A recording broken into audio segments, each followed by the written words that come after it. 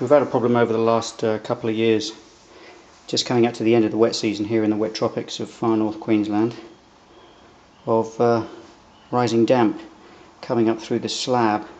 It's a little bit difficult to see here, but the grout, the concrete grout here is dark, and then over here it's sort of a little bit lighter, which indicates damp, but we didn't actually notice that in the first few years because we didn't have any carpet in the bedrooms. But since we put in this coya, the carpet, the moisture has started to create some damp patches. You can probably just see one there as the moisture is coming up just through natural evaporation.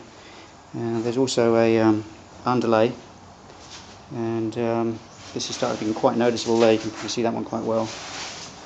There's another spot there. We thought initially it might have been a leaking pipe. There is absolutely no leaking pipes, and there's no pipes in the slab.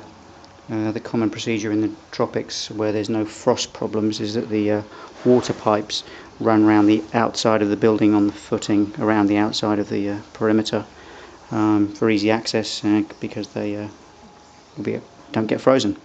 So this part of the carpet over here is pretty good, but right here we've got the damp patches, which has been absolutely doing our head in about how to get it sorted out. None of the plumbers, none of the builders have worked it out, but after much research on the internet, the conclusion I came to was that because the ground underneath is absolutely saturated, being the wet tropics, carpet probably wasn't a really good idea.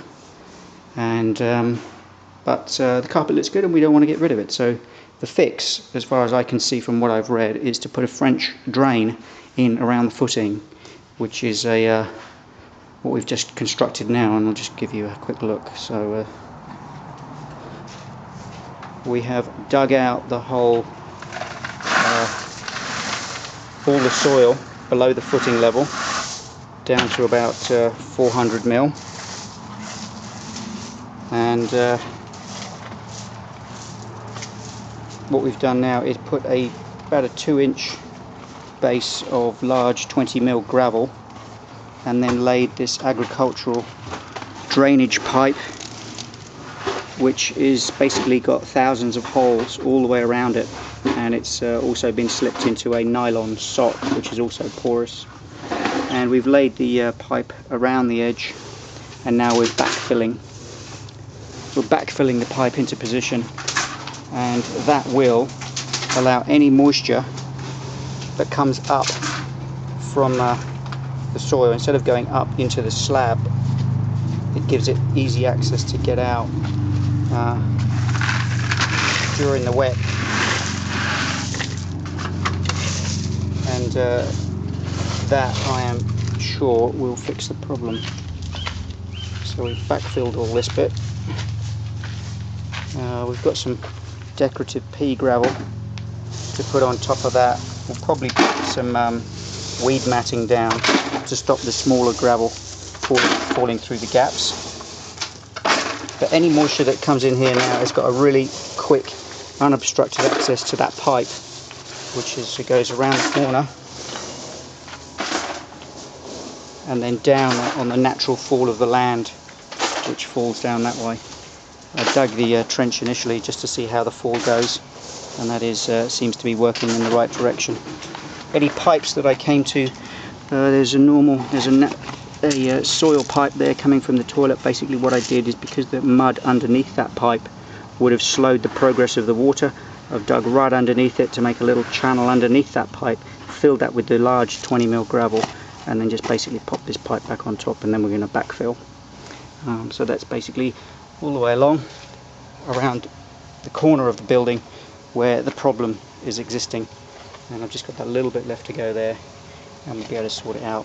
Didn't really want to use a machine to excavate, because there's this is the electric pipe, irrigation pipe, underneath is another water pipe, there's a mains water pipe in there as well, and then obviously the soil and cold water that goes into the room.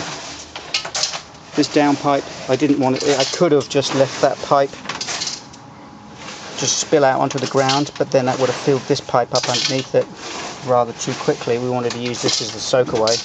So I've put this solid pipe in there to get that water away a little bit further, a bit quicker. And for the wet tropics, I think that is the solution.